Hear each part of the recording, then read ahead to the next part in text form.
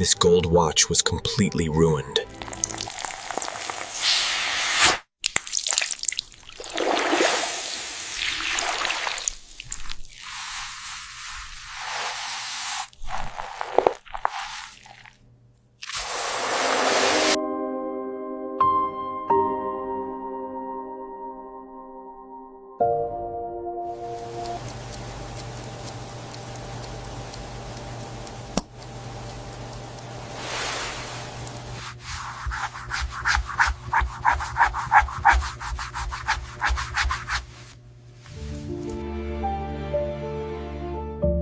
Now this is real luxury.